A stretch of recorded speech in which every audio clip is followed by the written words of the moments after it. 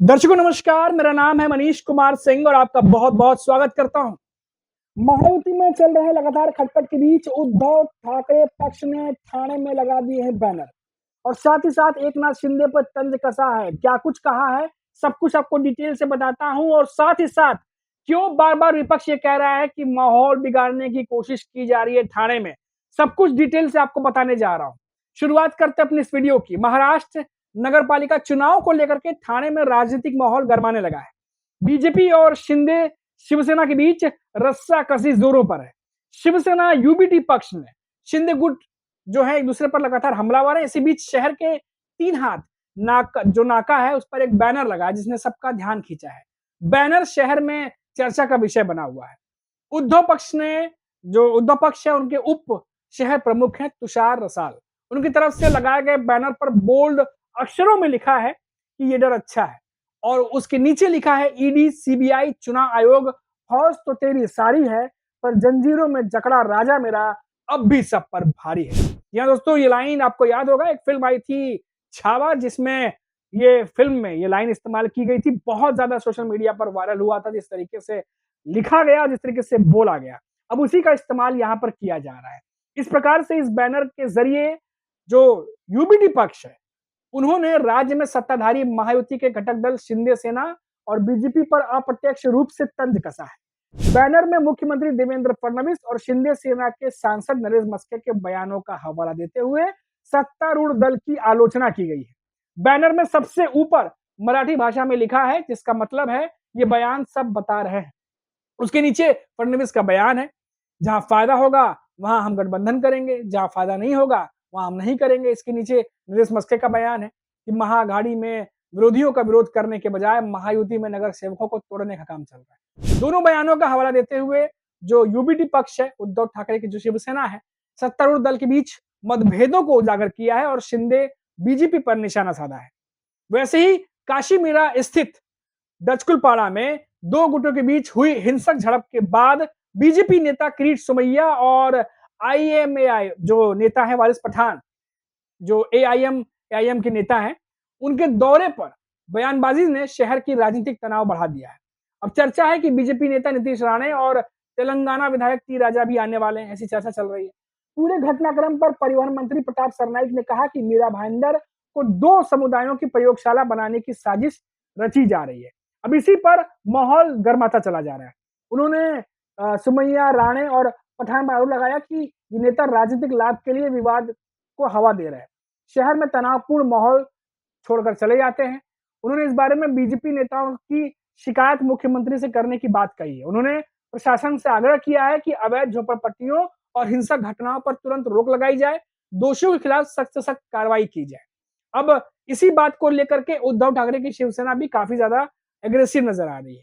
आपको बता दें कि इसी तरीके से मीरा भाईंदर में भी जो शहर प्रमुख है प्रशांत सावंत, उन्होंने भी ये बात कही है कि मीरा भाईंदर में माहौल बिगाड़ने की कोशिश की जा रही है।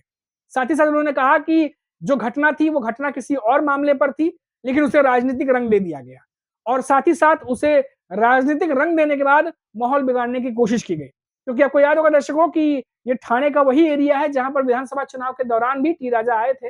उस दौरान भी यहाँ पर माहौल 2 समुदायों के बीच काफी ज्यादा गरमाया हुआ था। उस समय हालांकि विधायक कोई और थे, इस समय विधायक कोई और है। इस समय जो विधायक है वो बीजेपी नेता से हैं। तो इस समय भी माहौल जो है उसको बिगाड़ने की कोशिश की जा रही है, जिसको लेकर के नेता अब अभी अपना बयान देना शुरू कर चुके हैं। सुनिए जो मीरा भाईंदर शहर के जो उद्धव ठाकरे की शिवसेना के जो नेता है, शहर प्रमुख है वहां के प्रशांत सावंत, वो क्या कह रहे हैं, उनका भी बयान सुनिए। और मीरा भाईंदर शहर जो है मुंबई से जुड़ा हुआ है, यहाँ से ठाणा से जुड़ा हुआ है, जो सेंटर में है। अगर देखा जाएगा तो शुरुआत भी मीरा भाईंदर है और एंड भी मीरा भाईंदर है। और मीरा भाईंदर आज कितने सालों से मतलब मैं कहना चाहूँगा कि हिंदू, मुस्लिम, सिख, ईसाई पूरे पूरे समाज के लोग एक जगह पे आनंद से, खुशी से एक जगह पे रह रहे, राजनीति कर रहे और अपना परिवार हंसी खुशी से ये मीरा भाईंदर चल रहा है। और अच्छी से मीरा भाईंदर में आज की तारीख में पूरे देश में मीरा भाईंदर का नाम है, क्योंकि मीरा भाईंदर को पूरे देश में नंबर 1 का पारितोषिक मिल गया, जो स्वच्छ सुंदर महानगर पालिका का अवार्ड मिल गया। और ये स्वच्छ सुंदर महानगर पालिका के अवार्ड में जो सब कुछ अच्छा हो रहा है उसमें बिगाड़ने का काम कोई नेता लोग कर रहे हैं, इसके लिए मैं जाहिर निषेध करता हूँ। जी। प्रशांत जी, ये भी खबर आई थी कि जब पब्लिक वजह से पूछ रहा हूँ कि जब कहते हैं कि चुनाव नज़दीक आता है, तब नेताओं के बीच में धर्म को लेकर के और इस भाषा को लेकर के सियासत तेज़ हो जाती है। तो अभी जो माहौल बिगाड़ा जा रहा है, कि आपको भी बहुत सारे लोग यहाँ जानते हैं, क्या कह रहे हैं कि क्या जानबूझ से किया जाता है ये सत्ताधारी पक्ष जानबूझ से करता है? क्या रहता है या फिर जानबूझ से करता है ताकि उस तरह से माहौल बने?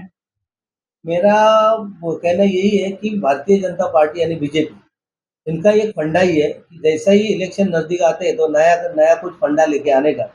अभी उनके पहले से चालू है कि हिंदू-मुस्लिम अगर करते हैं तो हिंदू डाइवर्ट होते हैं।